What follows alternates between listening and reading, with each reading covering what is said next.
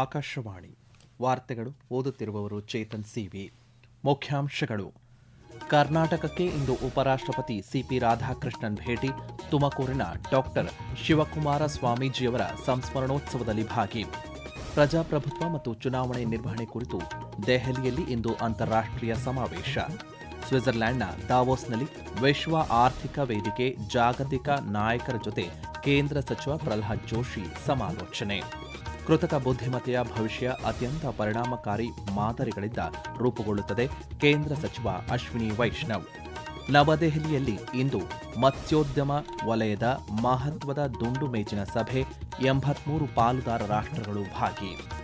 ವಾರ್ತೆಗಳ ವಿವರ.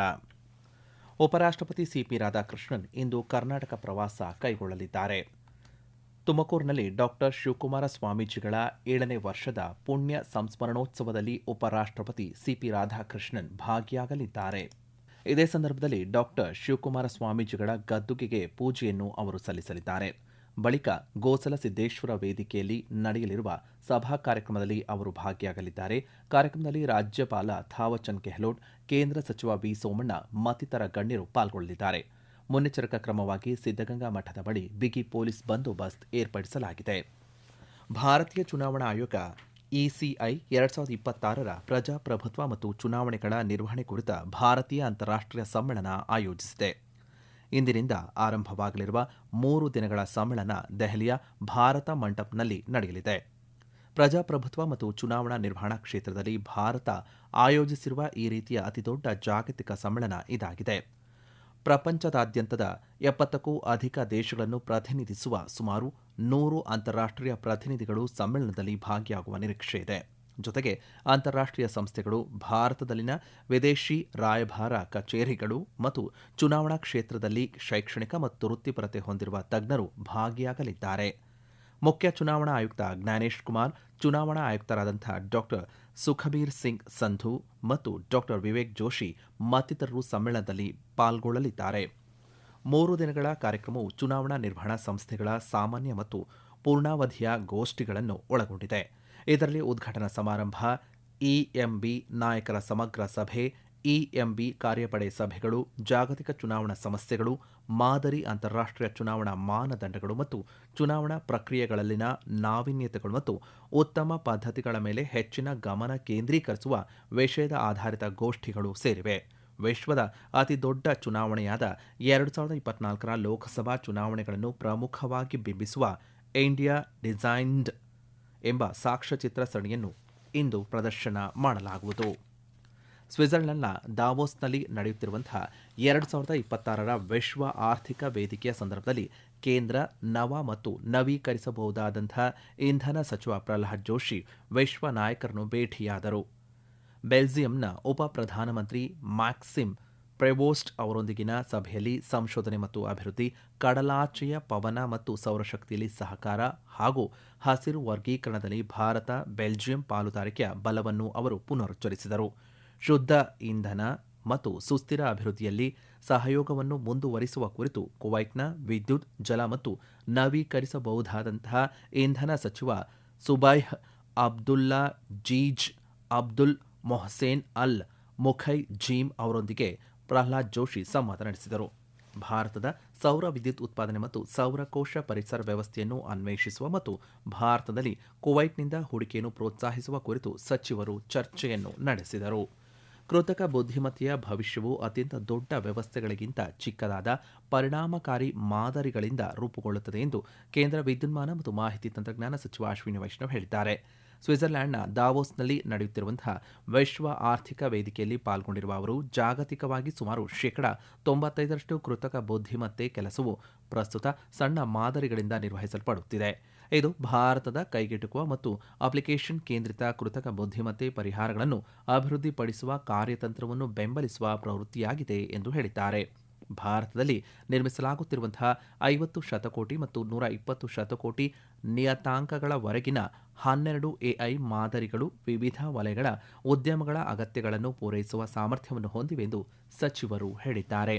ಮಾದರಿ ಅಭಿವೃದ್ಧಿ, ಸೆಮಿಕಂಡಕ್ಟರ್ ಉತ್ಪಾದನೆ, ಮೂಲಸೌಕರ್ಯ ಮತ್ತು ಇಂಧನ ಸೇರಿದಂತೆ ಕೃತಕ ಬುದ್ಧಿಮತ್ತೆ ಮೌಲ್ಯ ಸರಪಳಿಯಲ್ಲಿ ಭಾರತದ ಪ್ರಗತಿ ಗಮನಾರ್ಹವಾಗಿದೆ. ದೇಶದ ಸೆಮಿಕಂಡಕ್ಟರ್ ಕಾರ್ಯಕ್ರಮವು ಗಮನಾರ್ಹವಾಗಿ ಮುಂದುವರಿದಿದೆ. 10 ಸ್ಥಾವರಗಳಲ್ಲಿ ನಿರ್ಮಾಣ ಕಾರ್ಯ ನಡೆಯುತ್ತಿದೆ. ಅವುಗಳಲ್ಲಿ 3 ಈಗಾಗಲೇ ಪೈಲಟ್ ಉತ್ಪಾದನೆಯನ್ನು ಪ್ರಾರಂಭಿಸಿವೆ. ಈ ವರ್ಷ ಇನ್ನೂ 4 ಪ್ರಾಯೋಗಿಕ ಸ್ಥಾವರಗಳು ಮತ್ತು ವಾಣಿಜ್ಯ ಉತ್ಪಾದನೆಗೆ ಪ್ರವೇಶಿಸುವ ನಿರೀಕ್ಷೆ ಇದೆ ಎಂದು ಸಚಿವ ಅಶ್ವಿನಿ ವೈಷ್ಣವ್ ತಿಳಿಸಿದ್ದಾರೆ. ಈ ವಾರ್ತೆಯನ್ನು ಆಕಾಶವಾಣಿಯಿಂದ ಕೇಳುತ್ತಿದ್ದೀರಿ.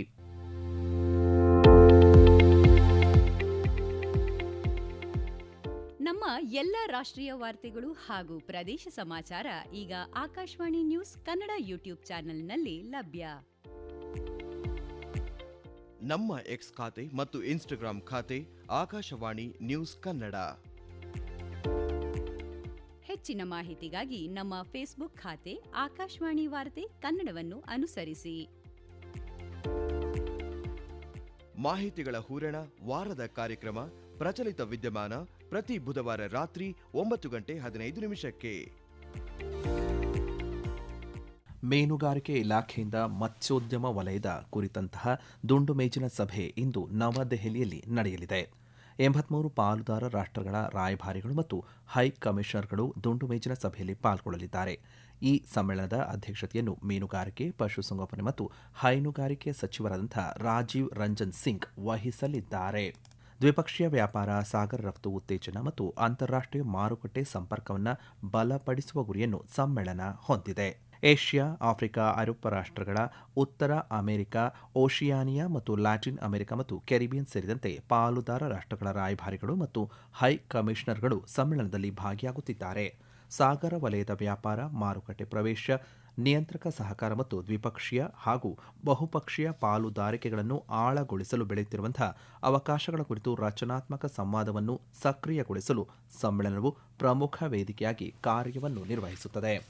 ದಾವೋಸ್ನಲ್ಲಿ ನಡೆದಂತಹ ವಿಶ್ವ ಆರ್ಥಿಕ ವೇದಿಕೆ WEFನಲ್ಲಿ ಲಕ್ಷಾಂತರ ಮನೆಗಳು ಮತ್ತು ರೈತರಿಗೆ ಕೈಗೆಟುಕುವ ಸೌರಶಕ್ತಿಯನ್ನು ತಲುಪಿಸುವಲ್ಲಿ ಭಾರತದ ಯಶಸ್ಸಿಗೆ ಅಂತಾರಾಷ್ಟ್ರೀಯ ಸೌರ ಒಕ್ಕೂಟ ISA ಪ್ರಶಂಸೆಯನ್ನು ವ್ಯಕ್ತಪಡಿಸಿದೆ.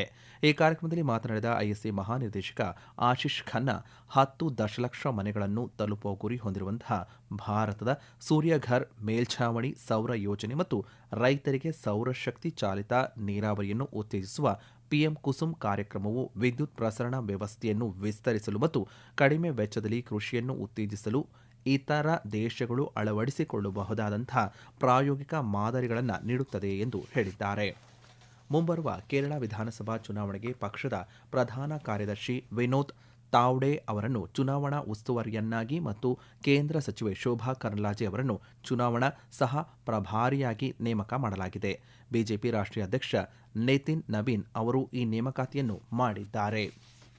ರಾಷ್ಟ್ರೀಯ ಹೆದ್ದಾರಿಗಳಲ್ಲಿರುವಂತಹ ಟೋಲ್ ಪ್ಲಾಜಾಗಳಲ್ಲಿ ಬಳಕೆದಾರರ ಶುಲ್ಕ ಪಾವತಿಯನ್ನು ಬಲಪಡಿಸಲು ಕೇಂದ್ರ ಮೋಟಾರು ವಾಹನ 2ನೇ ತಿದ್ದುಪಡಿ ನಿಯಮಗಳನ್ನು ಸರ್ಕಾರ ಜಾರಿಗೊಳಿಸಿದೆ. ಬಳಕೆದಾರರ ಶುಲ್ಕ ವ್ಯವಸ್ಥೆಯನ್ನು ಸುಧಾರಿಸುವ, ವಿದ್ಯುನ್ಮಾನ ಟೋಲ್ ಸಂಗ್ರಹದ ದಕ್ಷತೆಯನ್ನು ಹೆಚ್ಚಿಸುವ ಮತ್ತು ರಾಷ್ಟ್ರೀಯ ಹೆದ್ದಾರಿಗಳಲ್ಲಿ ಬಳಕೆದಾರರ ಶುಲ್ಕ ವಂಚನೆಯನ್ನು ನಿರುತ್ಸಾಹಗೊಳಿಸುವ ಗುರಿಯನ್ನು ಈ ತಿದ್ದುಪಡಿಗಳು ಹೊಂದಿವೆ. ದೇಶದಾದ್ಯಂತ ರಾಷ್ಟ್ರೀಯ ಹೆದ್ದಾರಿ ಜಾಲದ ಸುಸ್ಥಿರ ಅಭಿವೃದ್ಧಿ ಮತ್ತು ನಿರ್ವಹಣೆಗಾಗಿ ಪಾರದರ್ಶಕ ಮತ್ತು ತಂತ್ರಜ್ಞಾನ ಆಧಾರಿತ ಟೋಲಿಂಗ್ ವ್ಯವಸ್ಥೆಗಳನ್ನು ಬೆಳೆಸುವಲ್ಲಿ ಈ ತಿದ್ದುಪಡಿಗಳು ರಾಷ್ಟ್ರೀಯ ಹೆದ್ದಾರಿ ಪ್ರಾಧಿಕಾರಕ್ಕೆ ಸಹಾಯ ಮಾಡುತ್ತವೆ ಎಂದು ರಸ್ತೆ ಸಾರಿಗೆ ಮತ್ತು ಹೆದ್ದಾರಿ ಸಚಿವಾಲಯ ತಿಳಿಸಿದೆ. ನಿಬಂಧನೆಗಳ ಪ್ರಕಾರ ಪಾವತಿಸಬೇಕಾದ ಬಳಕೆದಾರ ಶುಲ್ಕವನ್ನು ಸಂದಾಯ ಮಾಡುವವರಿಗೆ ಮಾಲೀಕತ್ವದ ವರ್ಗಾವಣೆ ಅಥವಾ ಒಂದು ರಾಜ್ಯದಿಂದ ಮತ್ತೊಂದು ರಾಜ್ಯಕ್ಕೆ ವಾಹನದ ವರ್ಗಾವಣೆಗೆ ಪ್ರಮಾಣ ಪತ್ರವನ್ನು ನೀಡಲಾಗುವುದಿಲ್ಲ. ಇದು ವಾಣಿಜ್ಯ ವಾಹನಗಳಿಗೂ ಅನ್ವಯವಾಗುತ್ತದೆ. ಇಂಡೋನೇಷ್ಯಾ ಮಾಸ್ಟರ್ಸ್ ಬ್ಯಾಡ್ಮಿಂಟನ್ನಲ್ಲಿ ಭಾರತದ ಆಟಗಾರರು ಉತ್ತಮ ಶುಭಾರಂಭ ಮಾಡಿದ್ದಾರೆ. ಈಸ್ಟೋರಾ ಸೆನಾಯ್ನಲ್ಲಿ ನಡೆದಂತಹ ಮಹಿಳಾ ಸಿಂಗಲ್ಸ್ ಪ್ರಧಾನ ಸುತ್ತಿಗೆ ಅನ್ಮೋಲ್ ಕಾರ್ಪ್ ಮತ್ತು ಆಕರ್ಷಿ ಕಶ್ಯಪ್ ಮುಂದಿನ ಹಂತಕ್ಕೆ ಪ್ರವೇಶವನ್ನು ಪಡೆದಿದ್ದಾರೆ. ಕೊನೆಯಲ್ಲಿ ಮತ್ತೊಮ್ಮೆ ಮುಖ್ಯಾಂಶಗಳು. ಕರ್ನಾಟಕಕ್ಕೆ ಇಂದು ಉಪರಾಷ್ಟ್ರಪತಿ ಸಿಪಿ ರಾಧಾಕೃಷ್ಣನ್ ಭೇಟಿ. ತುಮಕೂರಿನ ಡಾಕ್ಟರ್ ಶಿವಕುಮಾರ ಸ್ವಾಮೀಜಿಯವರ ಸಂಸ್ಮರಣೋತ್ಸವದಲ್ಲಿ ಭಾಗಿ. ಪ್ರಜಾಪ್ರಭುತ್ವ ಮತ್ತು ಚುನಾವಣಾ ನಿರ್ವಹಣೆ ಕುರಿತು ದೆಹಲಿಯಲ್ಲಿಂದು ಅಂತಾರಾಷ್ಟ್ರೀಯ ಸಮಾವೇಶ. ಸ್ವಿಟ್ಜರ್ಲೆಂಡ್ನ ದಾವೋಸ್ನಲ್ಲಿ ವಿಶ್ವ ಆರ್ಥಿಕ ವೇದಿಕೆ ಜಾಗತಿಕ ನಾಯಕರ ಜೊತೆ ಕೇಂದ್ರ ಸಚಿವ ಪ್ರಹ್ಲಾದ್ ಜೋಶಿ ಸಮಾಲೋಚನೆ. ಕೃತಕ ಬುದ್ಧಿಮತ್ತೆಯ ಭವಿಷ್ಯ ಅತ್ಯಂತ ಪರಿಣಾಮಕಾರಿ ಮಾದರಿಗಳಿಂದ ರೂಪುಗೊಳ್ಳುತ್ತದೆ. ಕೇಂದ್ರ ಸಚಿವ ಅಶ್ವಿನಿ ವೈಷ್ಣವ್. ನವದೆಹಲಿಯಲ್ಲಿ ಇಂದು ಮತ್ಸ್ಯೋದ್ಯಮ ವಲಯದ ಮಹತ್ವದ ದುಂಡು ಮೇಜಿನ ಸಭೆ. 83 ಪಾಲುದಾರ ರಾಷ್ಟ್ರಗಳು ಭಾಗಿ. ಇಲ್ಲಿಗೆ ವಾರ್ತಾ ಪ್ರಸಾರ ಮುಕ್ತಾಯವಾಯಿತು. ನಮ್ಮ ಮುಂದಿನ ವಾರ್ತಾ ಪ್ರಸಾರ ಮಧ್ಯಾಹ್ನ 12 ಗಂಟೆಗೆ.